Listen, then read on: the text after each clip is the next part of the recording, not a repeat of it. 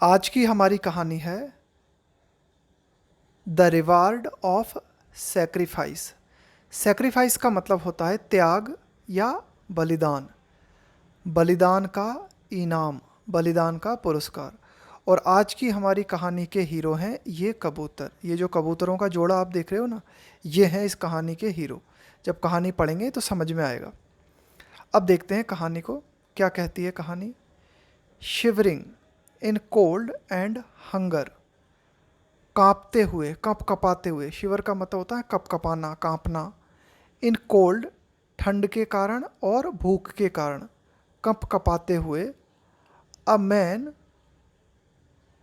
Prayed to God, एक व्यक्ति ने ईश्वर से प्रार्थना की। अब देखो, ये जो व्यक्ति था ये कप कपा रहा था, है ना, कोल्ड में, यानी कि इसको सर्दी लग रही थी। वो व्यक्ति भूखा भी था और इस व्यक्ति ने क्या किया, उस समय ईश्वर से प्रार्थना की। प्रार्थना में क्या कहा उसने, God please take care of me. Take care का मतलब होता है किसी का ध्यान ध्यान रखना, किसी का ख्याल रखना। God please take care of me. तो इसने ईश्वर से प्रार्थना की कि हे ईश्वर, मेरा ध्यान रखो, यानी कि मुझे बहुत सर्दी लग रही है, मैं भूखा हूँ, तो मेरे लिए कुछ करो। अ फैमिली ऑफ पिजन्स, एक कबूतर का परिवार। सिटिंग, यहाँ पे ऑन आना चाहिए। Sitting on the branch of the tree, एक कबूतर का परिवार जो कि पेड़ की शाखा पे बैठा हुआ था। हियर्ड हिज क्राई, उस कबूतर के परिवार ने, ये जो व्यक्ति था, इसकी प्रार्थनाओं को सुना। दे फेल्ट सैड, ये फील की सेकेंड फॉर्म है फेल्ट। दे फेल्ट सैड, यानी कि वे दुखी हुए, उन्होंने दुखी महसूस किया। यानी कि जो व्यक्ति था उसकी प्रार्थना को सुन के ये जो कबूतर का जोड़ा था या कबूतर का जो परिवार था, उसने दुख महसूस किया, वे उदास हुए, दुख हुए। फॉर द मैन, यानी कि वे आदमी के लिए जो है उन्होंने जो है बड़ा ही सैड महसूस किया।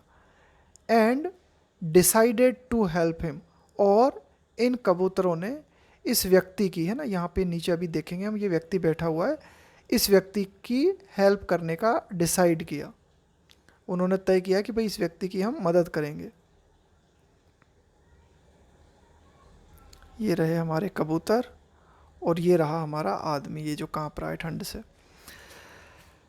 फर्स्ट, तो सबसे पहले इन कबूतरों ने क्या किया, दे थ्रो की सेकंड फॉर्म में थ्रू, फेंकना।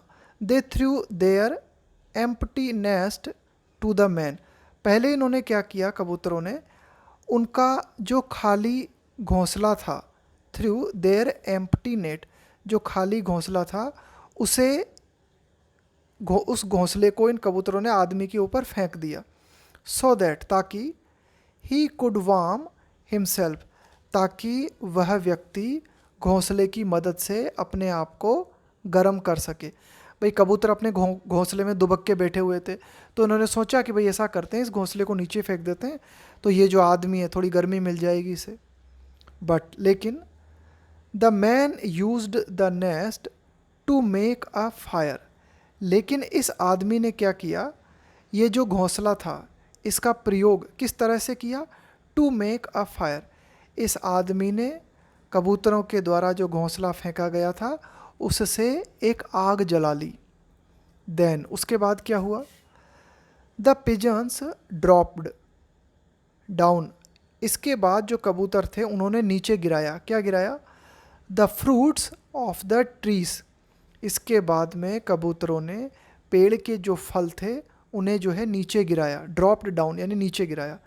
And sacrificed their eggs to give food to the man, और इन कबूतरों ने क्या किया, अपने, उनके जो अंडे थे उन अंडों का भी त्याग किया, वे अंडे भी उन्होंने नीचे फेंक दिए ताकि ये जो व्यक्ति है अपनी भूख मिटा सके। तो इस व्यक्ति को भोजन देने के लिए उन्होंने अपने अंडे भी जो है त्याग दिए, अपने अंडे भी जो है नीचे फेंक दिए।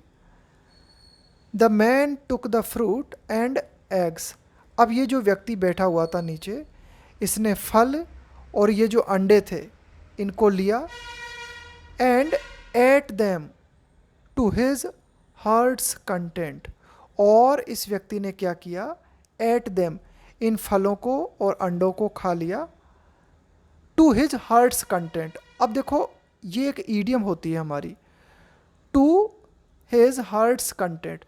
देखो कंटेंट का मतलब होता है संतोष, है ना, कि भाई आप किसी चीज़ से सेटिस्फाइड हो जाते हो। ये जो कंटेंट है ना, इसका प्रयोग हम एडजेक्टिव की तरह भी करते हैं, नाउन की तरह भी करते हैं, वर्ब की तरह भी करते हैं। वर्ब के रूप में जब हम कंटेंट का प्रयोग करते हैं ना, तो इसका मतलब होता है सेटिस्फाई करना, किसी को संतुष्ट करना। कंटेंट का नाउन के रूप में जो अर्थ है वो है संतोष।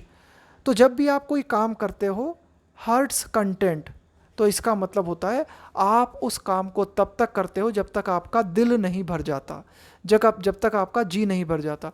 बोलते हैं ना कि भाई उसने जी भर के खाना खाया, तो वो मतलब है इसका यहाँ पे। तो इस व्यक्ति ने क्या किया, जो फल थे और अंडे थे उन्हें खाया और जी भर के खाया, to his heart's content. Seeing this, इसको देखकर, ये जो सीन चल रहा था पूरा की पूरा, इसे देख के गॉड वॉज प्लीज्ड विथ। देखो प्लीज़ के साथ में हम लगाते हैं विथ, प्लीज़ का मतलब होता है खुश होना, और इसके साथ में हम लगाते हैं with preposition. God was pleased with the sacrifice of the pigeons. इस पूरे दृश्य को देख के जो ईश्वर था वह कबूतरों के त्याग से बहुत प्रसन्न हुआ, बहुत खुश हुआ। इसके बाद में देखो आगे क्या होता है,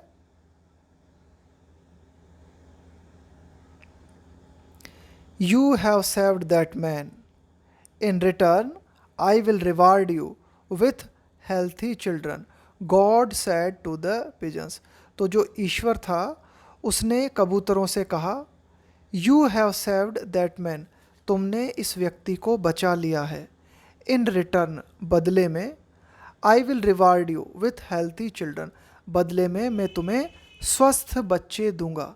यानी कि तुमने इतना बड़ा त्याग किया, अपने अंडे जो है कुर्बान कर दिए इस व्यक्ति की जान बचाने के लिए, तो मैं तुमसे बहुत खुश हूँ और बदले में मैं तुम्हें जो है बड़े हेल्थी बच्चे दूंगा। The pigeons were very happy, जो कबूतर थे वे बड़े खुश हुए। क्यों खुश हुए वे इसलिए खुश हुए, they had new eggs, in place of का मतलब है के बदले में, in place of the eggs they had given to the man. यानी कि जो अंडे उन्होंने आदमी को दे दिए थे खाने के लिए, उन अंडों के बदले में जो कबूतर थे उन्हें नए अंडे मिले, इसलिए कबूतर जो थे वो बहुत ही खुश थे। क्या मॉरल मिलता है इस कहानी से, क्या शिक्षा मिलती है इस कहानी से? इस कहानी का मॉरल है, इस कहानी का संदेश है कि सेक्रीफाइस इज़ ऑलवेज रिवार्डेड, कि यदि आप एक प्रेमपूर्ण हृदय से सेक्रीफाइस करते हो, त्याग करते हो, बलिदान करते हो, तो वो हमेशा, उसको हमेशा जो है रिवार्ड मिलता है। सेक्रीफाइस इज़ ऑलवेज रिवार्डेड, कि त्याग हमेशा पुरस्कृत होता है, त्याग को हमेशा जो है सम्मान मिलता है किसी न किसी रूप में। तो ये थी हमारी आज की कहानी।